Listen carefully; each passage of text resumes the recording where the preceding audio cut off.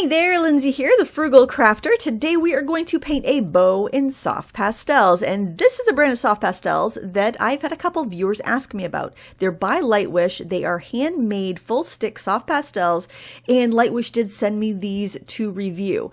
I am going to paint this bow that I took off a Christmas gift that we received, and I thought I'm going to paint this before I put it in with my Christmas stuff for next year. I love to recycle wrapping as much as possible so that it keeps it out of the landfill. But this bow is just pristine, and look how big it is. This paper is 8.5 inch round. That bow is like as big as the paper. I thought that was just really funny, and now you can keep it on screen and you can see it too in case you're going to try to paint along. But of course I have sped this up a little bit for time's sake. I was just listening to podcasts and playing around with this. I didn't really intend to teach it because I knew I was going to get kind of lost in the loops of ribbon, and I just wanted to have fun playing with this. And I did take a reference photo of the bow. It's on my Instagram page, and I'll probably try painting it again in like alcohol markers or watercolor because I think those medias would be better for this, but I wanted to paint it and I wanted to use these pastels. So sometimes you're just going to throw a couple discordant things or unusual things together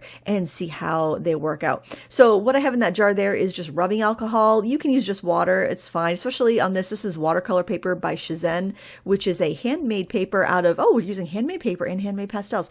It's a handmade paper out of India. It's pretty affordable, actually. I picked this up at Fiddlehead's Art Supply in Belfast, Maine, and they had these packs of 10 for like $18. It was a great deal, and they're great for watercolor. It's actually their hot press paper, but it's more textured than what you'd have a typical hot press, and their cold press paper is like really rough. So just kind of just a heads up in case you're ordering that online. What to expect. Their hot press is more like a cold press, and I think I like their hot press better for watercolor painting, but it worked really well for these pastels too. And one thing I was very surprised at with these pastels was how soft and silky they felt. Now they're not as soft as a Schmincke pastel, but they kind of have that density and silkiness that a Schmincke pastel has. In looks, they look an awful lot like the Mungio Gallery handmade pastels, but I did have a few of those left. I bought a set probably, I don't know, back in, I'm thinking like, I don't know, the late 20 teens, mid to late 20 teens. And I paid $40 for that set of 30.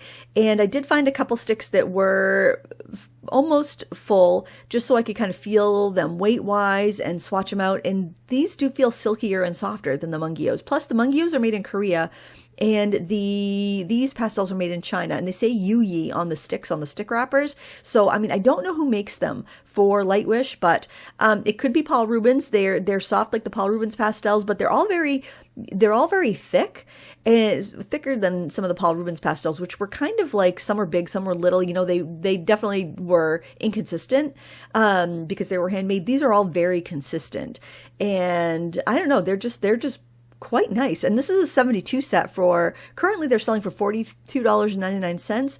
When they first came out, they were $39.99. And there was 13 left in stock when I checked at the time of recording here. So I don't know if they're just kind of testing the waters and then they're going to bring in more and maybe at a higher price. I don't know. I'm really surprised at the price of these because for the quality, it's fantastic.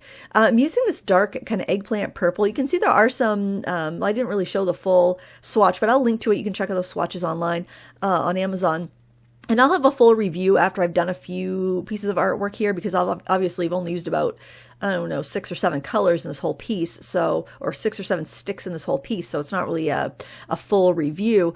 But yeah, I mean, I found them to layer up quite nicely. Of course, using alcohol or water to wet down your first layer and then work on top of that really helps with your layering ability, no matter what paper you're on. On watercolor paper, I think using water would have been just as good. But if you're using a thinner paper or a more fussy paper, using alcohol will keep it from warping. But anyway, yeah, these were just a pleasure to use, and I don't think that this bow is the perfect subject for pastels, but it's what I wanted to paint, and these are the media I want to use, so, you know, I like to do that too, honestly. Also, something new for 2026, I found this black silicone mat, and I've always enjoyed looking at how my friend Angela films her videos. She has this it's like a really nice matte black background.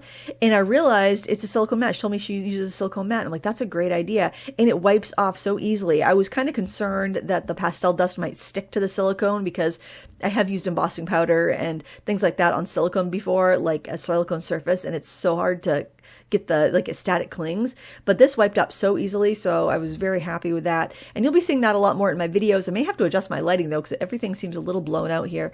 Anyway, I think it's less distracting than having the cutting mat behind me. So unless I know I'm doing like some crafting where I need to use my cutting knife, my little X-Acto knife, I think I'm going to use this as the background. I think this is going to work just great. And hopefully it'll be nice for filming too. So, well, you know, everything's in a little bit of we're just experimenting today. We're experimenting with our filming. We're experimenting with these pastels, and it's all going quite well.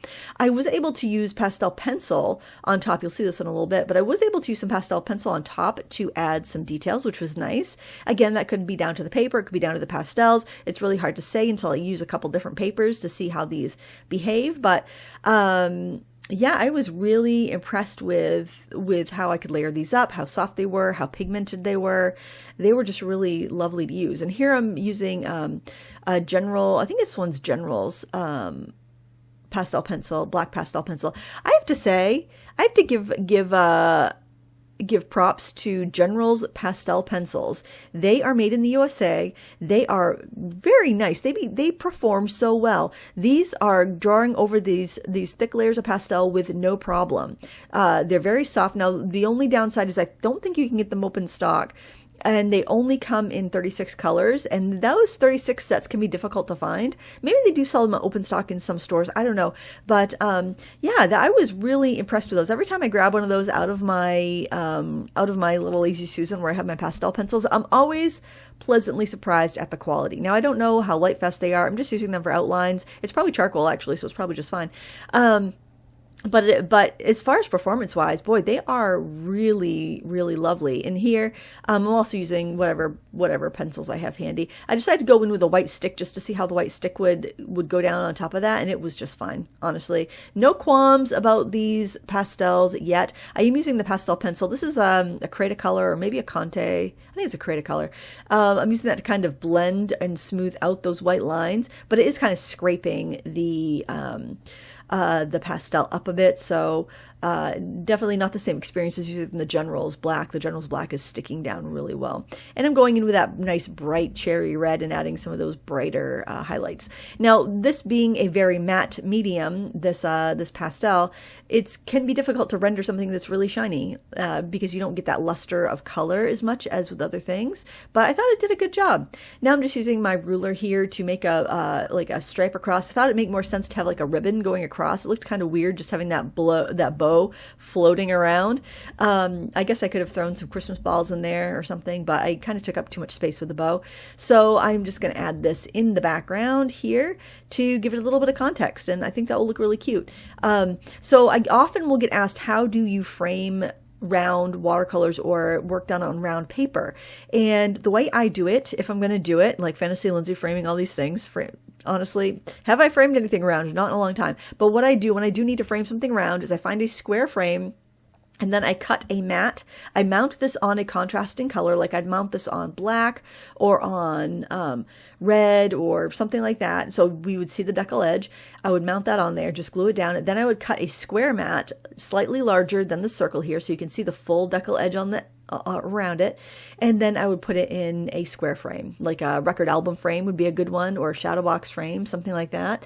You can even use a shadow box without a mat because they have the backing that is separated from the glass. But that's what I would do. And I was actually in Michael's a couple weeks ago, and they had buy one get two free on their shadow box frames, and they had squares, and they were like I don't know, $24 each. So you could get 3 for that price. I mean, that's unreal. So that's what I would do. I would wait for Michael's to have their sale, and I would go in and I would buy your square frames, either shadow boxes if you don't have a mat cutter and you don't want to cut a mat, or get the record album ones, the 12 by 12s or 10, depending on what size paper you use. And of course, you can tear your watercolor paper or pastel paper to circles and do the same thing.